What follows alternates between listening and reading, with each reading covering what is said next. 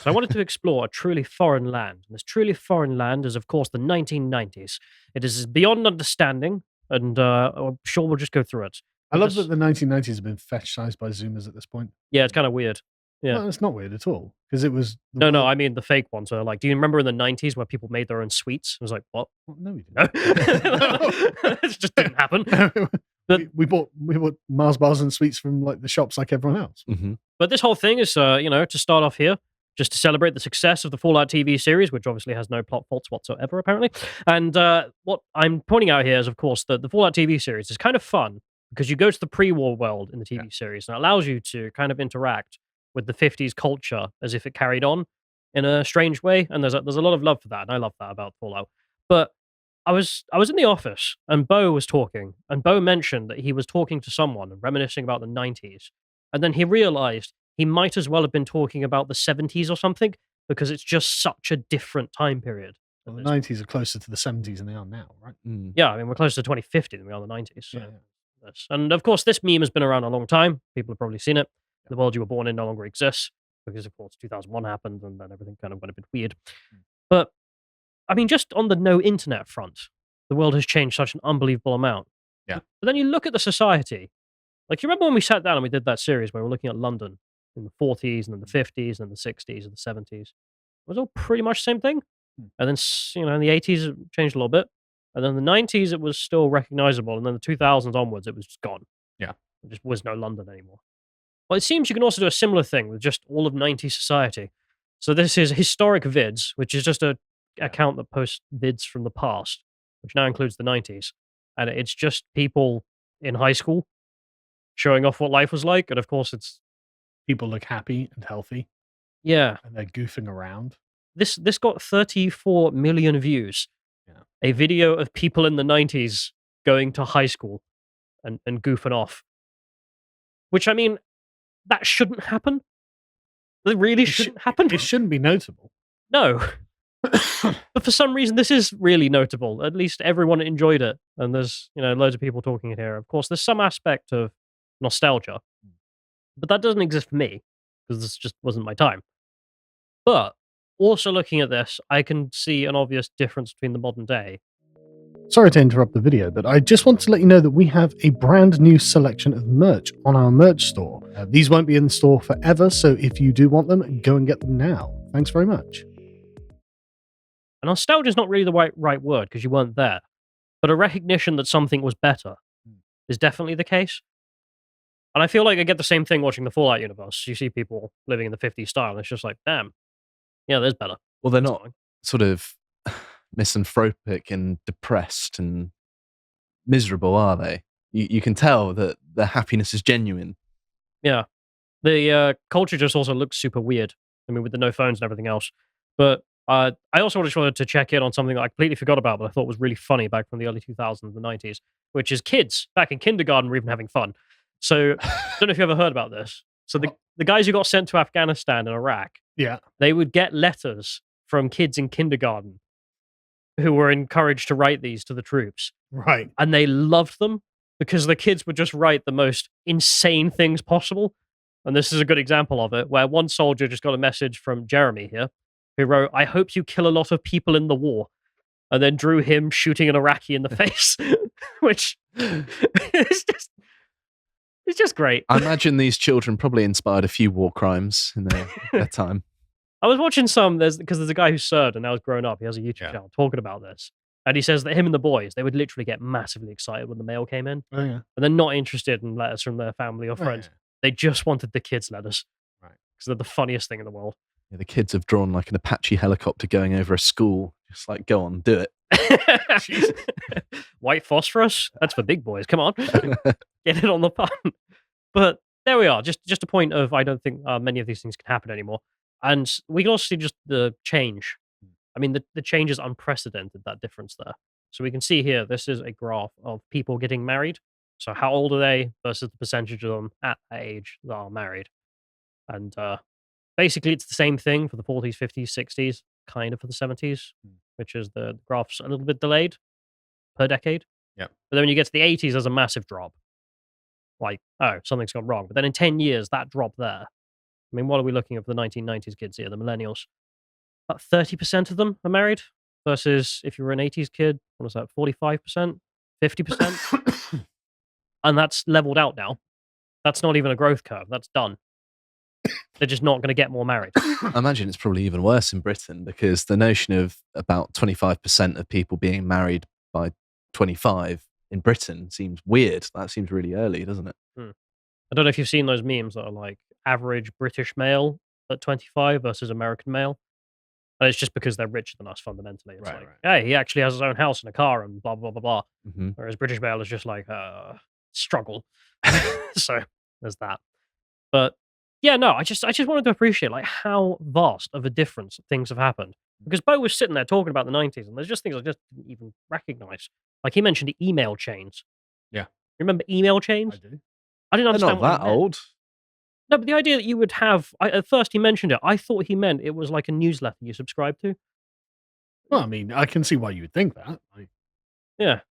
no, you It's- send long emails around all your mates. Just I'm not that much older than you, Callum. Surely you must remember. Didn't do email chains. Look at that. What? Just email a single person. Move on. Anyway, he was complaining that he wanted his friends to take him off an email chain because he hated it.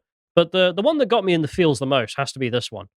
This is footage of the handover of Hong Kong to China. And in 1997, it says here, Britain's economy was larger than China and India combined. yeah, but then we gave them our manufacturing and service capacities Hmm. for some reason. I don't know why. I mean, I just can't envision a Britain that's that powerful. Like living in a world where you're stronger than India and China combined. Man, I'm working on something at the moment where I had to look up images of the grand fleet that was assembled on the eve of World War One. It just stretches to the horizon, Mm. just warships, and it's just like, That's power. yeah, that's 100 years ago, just over now. It's just impossible to conceive. Yeah, I think we peaked both culturally, financially, politically at the end of the Morally. 19th century. Yeah. Yeah. It's been a decline ever since. Yeah. But it's weird now that people are looking back at the 1990s being like, oh my God, yeah, I remember the good times. Remember the good old times? Which, I mean, definitely it's all relative, so there's some truth to that. I did want to fact check this as well, because I didn't actually believe it at first. What? That we Really? were richer than China or India. Yeah. It sounds like bollocks. But no, it's true. So here you go. Here's the United Kingdom. So here's the GDP in 1997, 1.5 trillion USD. It's now a whole 3 trillion. So that's GDP, of course. And then you have India, which was under half a trillion in 97. It's now much bigger. It's big. It's bigger than us. 3.4. Yep. Oh God, that's a whole other problem. And then there's China, which back in 1997 was under a trillion. So yeah, we actually were worth more as a nation than the entirety of China and India combined in that time period. And of course, you can see this is sort of the rise of them more. I mean, there's an element of decline of us. Mhm. 90s, 2008 happened. There are also questions about the figures in China as well, but I would imagine the Indian ones are probably a bit more genuine. But I the don't know. Indian curve is just an exponential growth. Chinese curve, exponential growth at that point. And yeah, okay, rise of them, cool for them. Kind of weird that we gave all the manufacturing away to them. Yep. Didn't really work out, to rightly bring up. But the other one here that surprises me, of course, is that you think the whole West is poisoned. It's no. Look at the US. Just no care in the world. I mean, what were they in 1997, just out of interest? 8.5 trillion. And they're now 25 trillion. They're doing just fine. Is in terms of like compared to the other NATO allies that they have. Good boy. Anyway, so I also want to go on to this. So this was some polling done about the 90s. It turns out the public overwhelmingly agree. They missed the 90s. That's because it was. Yeah. There's no question of it. Like we were literally living in the end of history at that point. Like this was how life was meant to be forever, as far as we were concerned at the time. They seem to actually be a time in which you were relevant as a nation, and now it's just kind of no. It's not even relevant as a nation. It's there are so many different factors that all kind of harmonized throughout the 1990s that it just seemed like we were the winners. Hmm. Right? The Soviets were gone. Capitalism was producing huge amounts of wealth. Everyone had money. Everyone had the things they wanted. But this was before the rise of smartphones and social media, so people had to talk to one another. Like if we can go back to the first clip, I think that is just the thing. Like all of these people talk to each other face to face on a daily basis. I mean, I still grew up with that. Yeah. That we had phones, but they weren't necessarily smartphones all the time. But also, we had a culture where, if you were on your phone all the time, you'd be called a nerd and given a wedgie or something. Yeah, but the atmosphere is different because it's not just that. On top of that, you've got the layers of like social policing, I guess you can call it, from the managerial left, where it's, everyone's habits and behaviors have to be taken very seriously at all times. You can't just make a joke. Whereas all these people were allowed to do is just make jokes. They could make jokes. What else is there to do? Well, that's the thing. Like another critique of this. Like, okay, well, these are unserious people who are not really very good people to have in a crisis. Right? Okay, fair enough. That's totally true. But at least they're happy. Yeah. I was thinking about this because you've seen The Crown. Yeah, well, I've seen parts of it. So there's this really funny part that came out where it was the modern queen, where she's quite old, and there's a moment where Tony Blair is crowned king in one of her dreams. But the dream sequence is very funny because it's her walking down the street and seeing everyone's got rid of the old past, and now the multicultural new elites are taking over. Yeah. Which, okay. Very based, whoever organized that. Yeah. But what was interesting about that for me is I was back watching the early episodes of The Crown, and you could tell. Oh, you said the crown. I thought you said the kraut, and then you talked about the queen. I was just like, what? Series. That's a bit of a. Sorry, carry on. But there's, the early episodes where they're a bit stuffy in the 50s, and still, they found out someone Royal Highness knows is a gentleman who has unnatural relations. Just didn't even want to say gay. But the point being that you could compare that to Queen Victoria, and you could see a direct lineation between those two periods. Whereas the 1990s seems to be a proper breaking point in which all of the Anglosphere just drastically changes into a new civilization. No, what I can tell you what's happened, right? There's a reason I've got this one up just to describe it. In the 1940s, 50s, and 60s, all of those people are old world people. And in the 1970s, when birth control becomes ubiquitous and you have the post hippie revolution, I guess you call it, those people, they still all get married at 80% because they had the upbringing of the people who came before them, but it's their children in the 80s and 90s who didn't have the conservative upbringing who then go, okay, well, there's no particular reason for me to do any of these things then, is there? And that's what I'm a product of. That's what's come. I'll get back to the notes here, which is, as I mentioned about the United States getting richer. I mean, here's a graph. It's in USD, so it's a little bit buggered because it doesn't take cost of living locally into account. But the graph, when you do that, is much different. So as you can see here, average annual wages in the United States. I mean, Americans aren't exactly doing well. I mean, their house prices are still taking the piss compared to their wage increases. But then for the rest of the NATO allies, who are worth a damn, sorry Estonia, it's stagnation as well. Yeah, we're not the only ones there. But the last thing I have to mention on this, is like video evidence of the past was so foreign, is this other clip that went viral.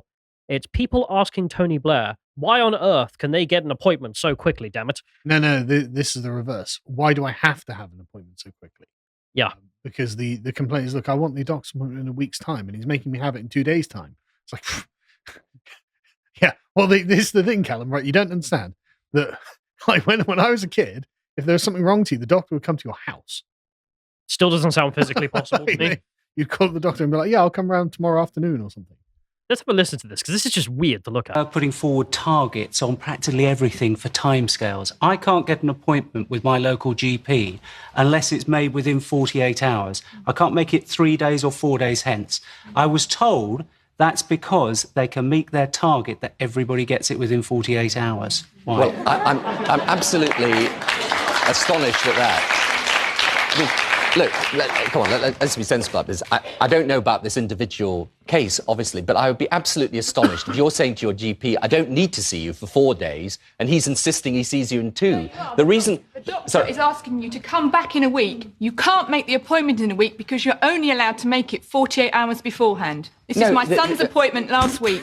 You have to sit on the phone for 3 hours in the morning trying to get an appointment because you're not allowed to ask for the appointment before that, because by making it 48 hours beforehand, they're meeting the government target. Is this news to you? I have to say, say hold on. that Hold on, hold on. Is this that news is to you? news to me, that doctors are insisting that you have to come within the 48 hours. Sorry, can we just pause it a second? Because this is so perfect. This looks like AI. No. This is so perfect, right?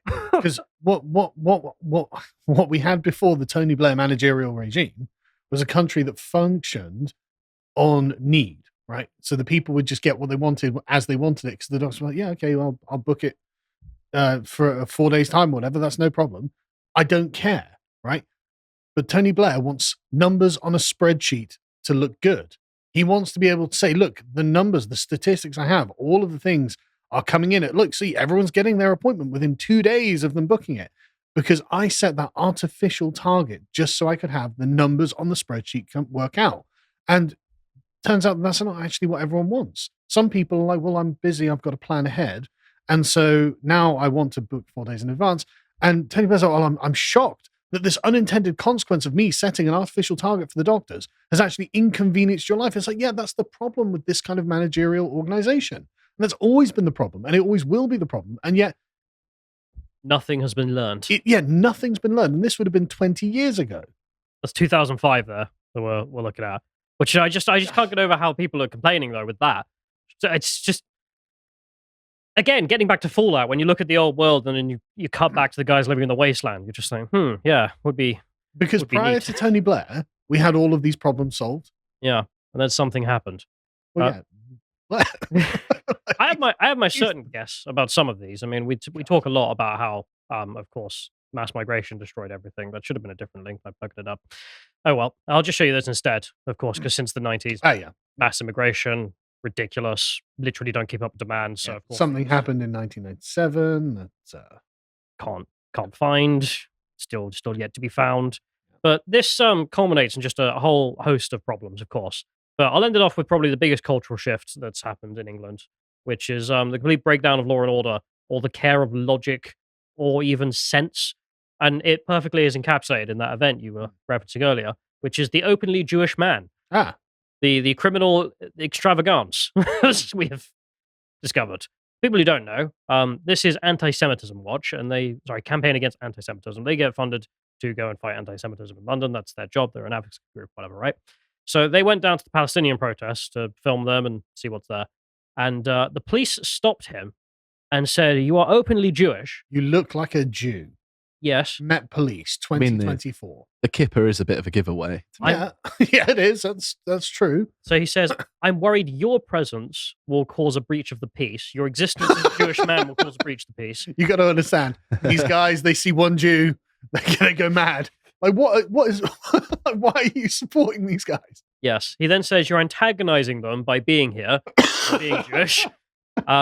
Your presence is antagonizing them. So you must move on, or you will be detained for being here." Oh, I love it. The person who's like, "I can't stand to see a Jewish person near me," is yelling that the Jewish person is a Nazi. It's fascinating. I love modern politics so much. I mean, the whole thing is just completely comical. But of course, it's not your average English mum and dad who are out there being like, "Death to Jews." It's a different group. It's a different person. But the funniest part about all of this is not only that this is a complete breakdown of just any kind of logic or care for rights of a citizen. Or sense. Like, yeah. Wait, okay, look, the person who's the one breaching the peace? Yeah, the person who is Jewish is actually not committing the crime here and shouldn't be shuffled away. And if any of the people from the protest attack him, then they should be arrested. I mean, why is that? Yeah, but the British police don't work on any sort of basis of sense anymore. They do. They work on the basis that they're afraid of the Muslims. That's how they are.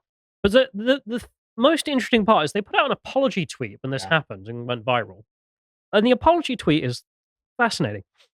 Met Police here, I had to get a screenshot because they've deleted this, decided to tweet out, "In recent weeks, we've seen a new trend emerge, with those opposed to the main protests appearing alongside the route to express their views. The fact that those who do this often film themselves while doing so suggests that they must know that their presence is provocative, that they're inviting a response, and that they're increasing the likelihood of an altercation." Right. So you're provoking them by being openly Jewish. Yes. You have a camera, which means... You knew what you were doing when you were Jewish in this area. You wore that short kipper. It's that's mad. I mean, I know what they're trying to say, but it doesn't necessarily make them look particularly good, does it? No, and it's the fundamental abandonment of sense instead for fear, which is that we'll just keep anyone away that'll make these rabid lunatics angry. And it's not just Jews in Palestine. This happens all the time in protests. I mean, it's just sad that when this happens, you may remember during Remembrance Day, those guys with the British flags were told that they need to move on because, quote, there's more of them than there are of us. And I agree, that's exactly the correct framing, because the Met Police don't view themselves as the lawful authorities of the people who are in the pro-Palestine protest. That's exactly correct. They instead see themselves as part of the English community, which now must be removed because they're too afraid of the non-English community. Yes.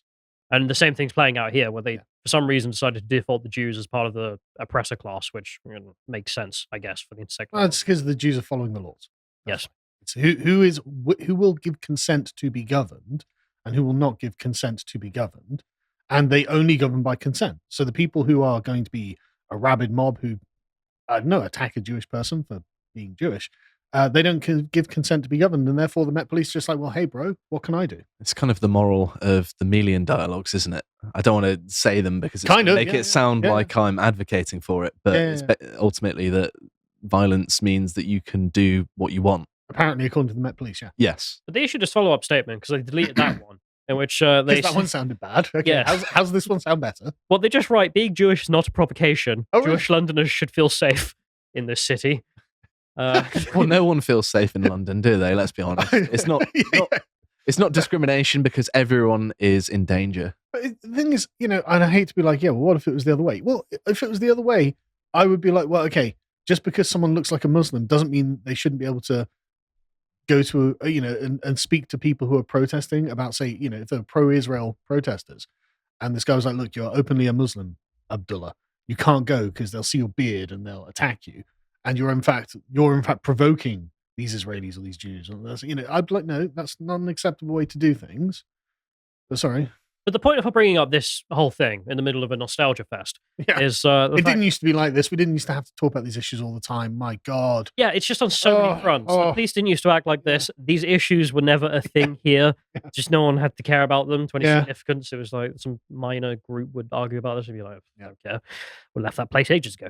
And there's also just the last point there being that, well, why? Just why? Why did it have to go this way of all things? Like, that's the other thing. Like, why did we end up here out of a world instead of, well, being on top of China and India, not having to deal with any ethnic conflicts of any significance? Well, there we are. And you know what's interesting? There are theories about this.